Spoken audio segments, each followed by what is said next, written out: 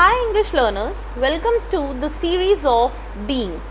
As in previous video we learned how to use the word being. Now in this we will be studying the second usage of being, that is being plus adjective. It means a change of state or behavior. Hindi में हम कहते हैं हो रहा है, हो रहा था, हो रहा हूँ, etc. Let's take few examples.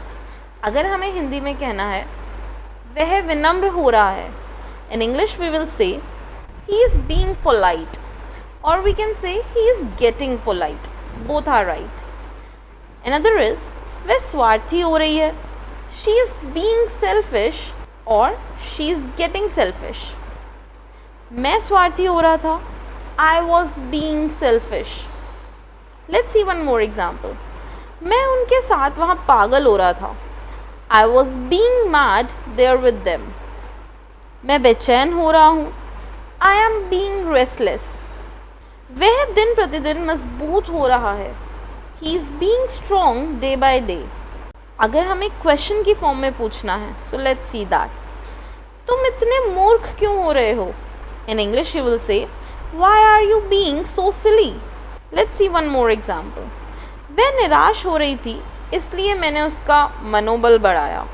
She was being upset, so I encouraged her. तुम अब उसके साथ अच्छा क्यों हो रहे हो? Why are you so being nice to her now? वे मतलबी हो रहे थे. They were being mean. Now you tell this sentence in the comment box. ये परीक्षा तो बहुत लंबी और मुश्किल हो रही है. Comment it if you know the answer of it. But guys, now let's see one special case for future. हो रहा होगा. हम future में being की जगह getting या turning को use करते हैं. Let's see some examples. अगर हमें हिंदी में कहना है वह चिंतित हो रहा होगा, so in English we will say he will be getting worried. यहाँ आप being word use नहीं करेंगे. If I say वह पागल हो रहा होगा, he will be getting mad or crazy.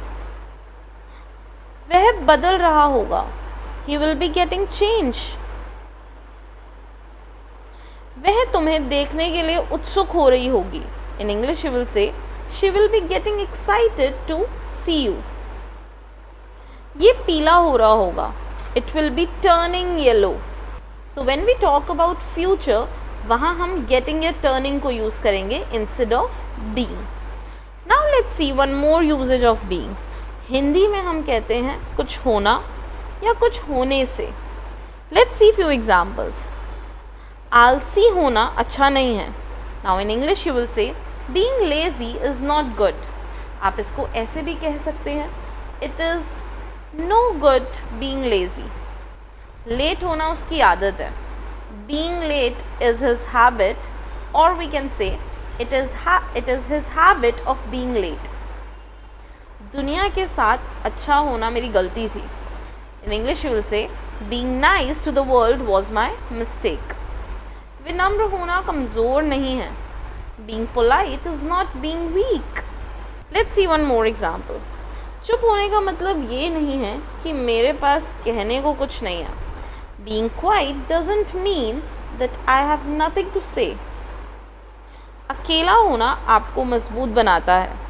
Being alone makes you strong. अज्ञानी होना अभिशाप है. In English we will say being ignorant is a curse.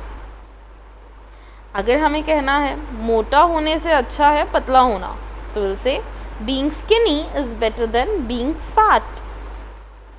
अगर हमें क्वेश्चन पूछना है like इंसान होने का क्या मतलब है, so we'll say what is the meaning of being human. स्वार्थी होना अच्छी बात नहीं है. Being selfish is not good. Let's see one more. तुम्हें आलसी होना छोड़ देना चाहिए. You should stop being lazy. उसे लेट होना छोड़ देना चाहिए. He should stop being late.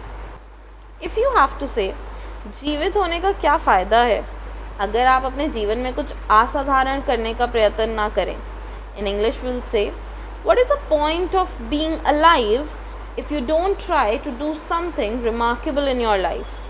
And the last example for you, एक रचनात्मक जिंदगी जीने के लिए हमें गलत होने का डर छोड़ना होगा. In English we will say, to live a creative life, we will have to lose the fear of being wrong. Well guys, I hope you are clear with these two usage of being and you'll be using it correctly. Till then, stay tuned.